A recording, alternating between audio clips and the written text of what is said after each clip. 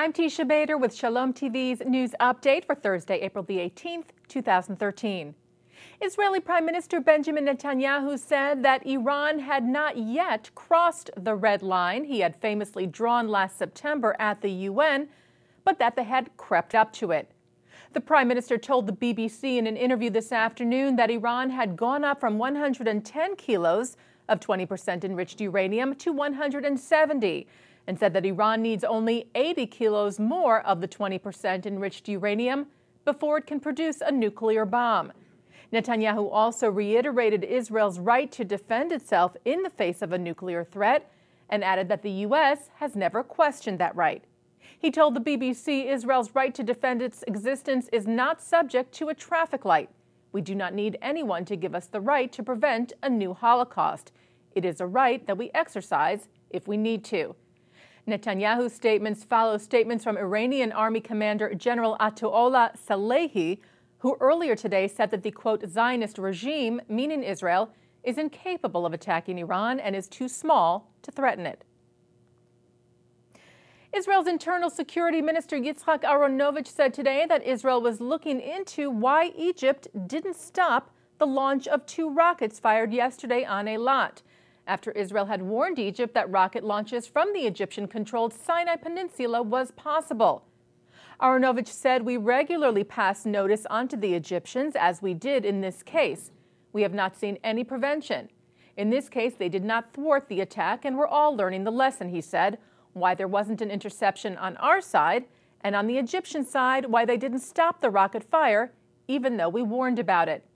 Aharonovich there was also referring to the fact that while the Iron Dome defense system deployed in Eilat just a few weeks ago did apparently detect the rockets yesterday, it failed to intercept them. The 2 rockets launched yesterday into Israel's southernmost city caused some damage, but no injury. Israel's President Shimon Peres has signed an early release for a terminally ill Palestinian security prisoner. Peres signed the release for Kamal Mohammed al-Taj for humanitarian reasons, he said, upon the recommendation of Justice Minister Tzipi Livni. Al-Taj had completed 2/3 of his 14-year prison term for terrorist activities. He had been hospitalized at the medical center of the Israel Prison Service and will now be transferred to the government hospital in Ramallah. Last month, another Palestinian prisoner, Masaira Abu Hamdiya, died from cancer in an Israeli hospital, sparking violent riots across the West Bank. Israeli Chief of Police Commissioner Yochanan Danino met in New York yesterday with his counterpart, NYPD Chief Ray Kelly. Ynet reported that the two agreed to establish joint task forces on matters of mass disasters, cybercrime, and money laundering. Danino said that the challenges of modern crime warrant tightening of cooperation between the two departments. The New York Daily News reported that Danino was also there to survey the NYPD's Ring of Steel, a surveillance camera network that covers Midtown Manhattan, and that the two departments were also meeting to continue their cooperation on counterterrorism efforts. Time magazine has included new Israeli politician Yair Lapid on its annual list of the world's 100 most influential people. Lapid, the leader of the new Yesh Atid party, was recently named Israel's new finance minister, and he was included in the leaders category of the Times list, which was released today. Times Jerusalem bureau chief Carl Vick wrote that Lapid, as a protest candidate from the center, campaigned on economic justice for a forgotten middle class, and that he had held true to a promise of new politics in Israel. For the first time in 3 years, Israel's Prime Minister Netanyahu was not on the Times list. Among the other leaders listed in the category, President Barack Obama, Vice President Joe Biden, New Jersey Governor Chris Christie, and Pope Francis. Other Jewish individuals on the Times list include in the artists category Steven Spielberg, and in the icons category, actor, director, writer, producer Lena Dunham, and former Arizona Congresswoman Gabby Giffords. And finally today, 15 top biofuel researchers from Israel are in the U.S. this week, meeting with scientists and government officials to help find ways to reduce dependence on foreign oil.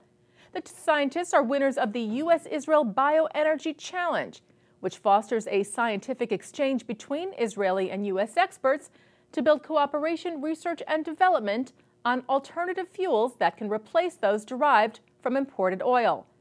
The Israeli researchers arrived at the White House for a briefing yesterday and then partook in an event at the headquarters of B'nai B'rith International, whose president Alan Jacobs said he hoped the dialogue between the Israeli and American scientists would help both countries advance their common goal of independence from traditional fossil fuels.